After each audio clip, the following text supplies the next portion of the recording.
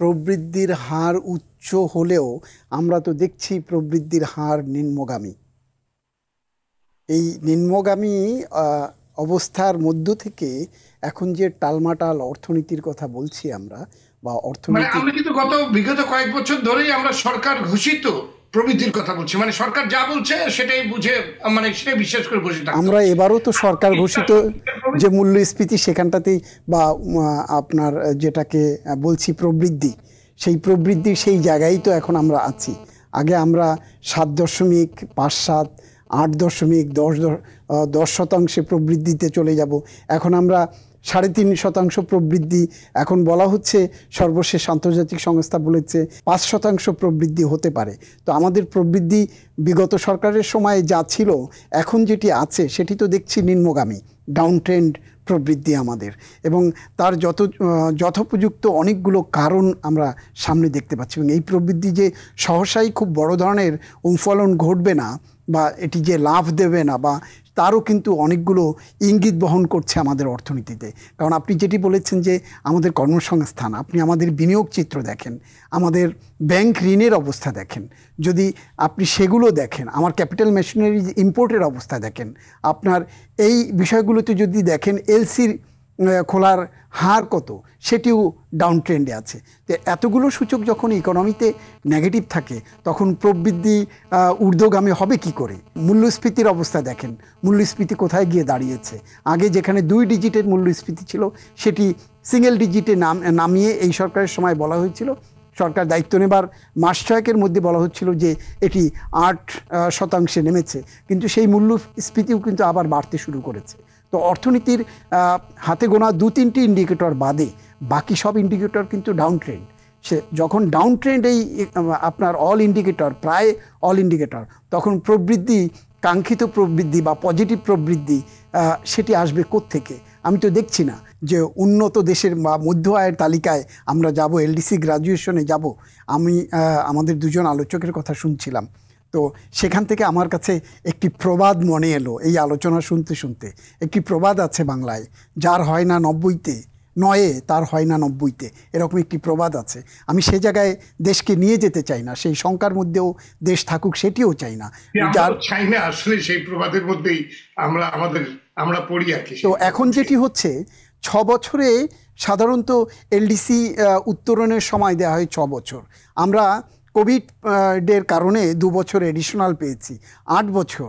আমাদের 3টি সূচকের উপরে ভিত্তি করে এই এলডিসি উত্তরণটা সাধারণত জাতিসংঘ দিয়ে থাকে। সিডিপির যে মূল্যায়ন, সেই মূল্যায়নে বলা হয় যে এই 3টি সূচকের মধ্যে 2টি সূচকও যদি পজিটিভ হয়, তাহলেই আপনাকে এলডিসি উত্তরণের জায়গায় আপনি যেতে পারবেন।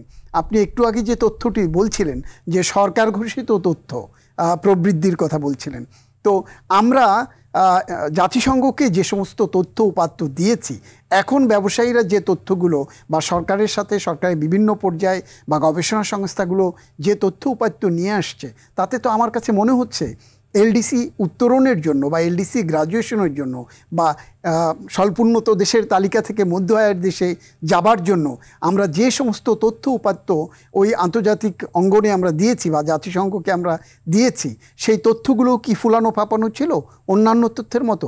না হলে আজ যেখানে আমাদেরকে 18 সালে এলডিসি উত্তরণের তালিকায় প্রাথমিক সম্মতি দিয়েছে, সেখান থেকে 2 দফায় বলা হচ্ছে যে আমরা উত্তরণ করেছি, এবং 3টি সূচকের 3টিতেই অন্যান্য অনেক দেশকে দেখা গেছে যে 2টি দিয়ে তার উত্তরণ হয়েছে। আর আমাদের সবগুলো সূচক, মানব সম্পদে বলেন, আপনি টেকনোলজিতে বলেন, জলবায়ুতে বলেন, কর্মসংস্থান বলেন, মাথাপিছু আয়, আমরা আরেকটি আছে যে কাজীর গরু হিসাবে আছে, গোয়ালে নাই। তো আমাদের খাতায় আছে কিন্তু হ্যাঁ, বাস্তবে নাই।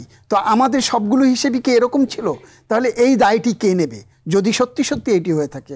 আরেকটি বিষয় আপনি আসেন একটু, যদি আজকে যে ব্যবসায়ীরা এই অন্তর্বর্তীকালীন, প্রশ্ন করতেই পারি যে যেই সূচকের ভিত্তিতে কিংবা যে তথ্যের ভিত্তিতে বলা হয়েছে যে আমরা এই লিসে উত্তোলন করতে পারি, সেগুলো ফাঁপা ছিল আসলে। সেটি আমি সেই কথাই বলছি। ধরে নেন যদি সরকার সেটি বলেও থাকে বা সরকার এই তথ্য উপাত্ত দিয়েও থাকে, আমাদের যতগুলো বিজনেস অর্গানাইজেশন আছে, আমাদের যতগুলো রিসার্চ অর্গানাইজেশন আছে, সরকারি এবং বেসরকারি, এই প্রতিষ্ঠানগুলো কি করেছে তখন যে তথ্য উপাত্তগুলো সরকারের পক্ষ থেকে জাতিসংঘকে দেয়া হয়েছে, জাতিসংঘের সাধারণ পরিষদে যে তথ্যগুলো পাঠানো হয়েছে, তো তখন এই ব্যবসায়ীরা আজকে যারা কথা বলছেন তারা তখন কেন কথা বলেননি, সত্যটিকে সামনে কেন আনেননি? এটি কি কোনো রক্তচক্ষুর ভয়ে সত্যকে আড়াল করেছিলেন? এখন সেই রক্তচক্ষুর ভয় নাই, সেজন্য আরও 6 বছর পিছিয়ে দেওয়ার কথা বলছেন। কারণটা কি? আপনাকে সত্য আপনি যখন এখন বলতে পারছেন না, আপনার মানব সম্পদ উন্নয়ন হয়নি, আপনার টেকনোলজিক্যাল সাপোর্ট এখন পর্যন্ত এস্টাবলিশ করতে পারেননি, মাথাপিছু আয়ের জায়গা কোথায় এসে দাঁড়িয়েছে, আমার কর্মসংস্থানের সুযোগ কোথায়, আমি টেকনিক্যালি সাউন্ড কিনা, এই জায়গাগুলোতে আমি জলবায়ুর যে প্রভাব সেখান থেকে আমি এটিকে কিভাবে মুক্ত থাকব, এই জায়গাগুলোতেও মূলত বিচার করা হয়েছে। তো রাতারাতি এমন কি 1 বছরের মধ্যে সবগুলো কি ধস নেমেছে গত 1 বছরে? তা তো আমরা সেরকম কোনো কিছু দেখছি না। তো তাহলে কি হচ্ছে? আজকে এসে আপনি বলছেন যে আপনি এখান থেকে সরে যাবেন বা 6 বছর সময় চাচ্ছেন। এই 6 বছর বা 3 বছর যদি আপনি গত 8 বছরেই না পেরে থাকেন, যে প্রশ্নটি সামনে এসে দাঁড়ায়, অন্তর্বর্তীকালীন সরকারের পক্ষ থেকে যদি ধরেই নিলেন যে আমি যেটি দেখছি যে সময়ের মধ্যে আগামী নভেম্বরে 2026 সালের নভেম্বরে আমাদেরকে ওই এক্সিকিউশনে যেতে লাগবে, যদি জাতিসংঘ আমাদেরকে সময় না দেয়। তো যদি সময় দিল, তাহলে পরবর্তী 3 বছরের মধ্যে কি ম্যাজিক্যাল ইনস্ট্রুমেন্ট আপনার সামনে আসবে? আগামীর যে সরকারই আসুক, সে বিএনপি সরকার আসুক বা জামাতের সরকার আসুক, ফল পেতে গেলে তো গাছ লাগাতে হবে আগে। হ্যাঁ, সেই গাছ কি গত 8 বছরে লাগানো হয়নি? সেই আদৌ লাগানো হয়েছে? আমার প্রশ্ন ভিন্নটা। আমার প্রশ্নটা গত 8 বছরেই যে গাছ লাগানো হয়নি, গাছ লাগাবেন, পানি দেবেন, সার দেবেন, নার্সিং করবেন, তারপরে তো ফল পাবেন। এখন 3 বছরের মধ্যে আপনি এটিকে হাইব্রিড কোনো গাছ যে আপনি 3 বছর এবং আগামীর যে সরকার এখন যে সংকটের কথা বলছেন, ব্যবসায়ী নেতৃবৃন্দ বা শিল্পোদ্যোক্তারা, যে গ্যাস নাই, বিদ্যুৎ নাই, জায়গা নাই, ট্যারিফে সমস্যা, এই সব কিছু আগামীর যে সরকার আসবেন, আমাদের ব্যবসায়ী নেতৃবৃন্দ কি ধরেই রেখেছেন রাতারাতি গ্যাসের সংকট দূর করে দেবে? তারা কি ধরেই নিয়েছেন রাতারাতি আগামীর যে সরকার আসবে তারা এই যে বিদ্যুতের যে সংকট সেটি দূর করে দিতে পারবেন? এই সব সমস্যার সমাধান 3 বছরের মধ্যে হয়ে যাবে?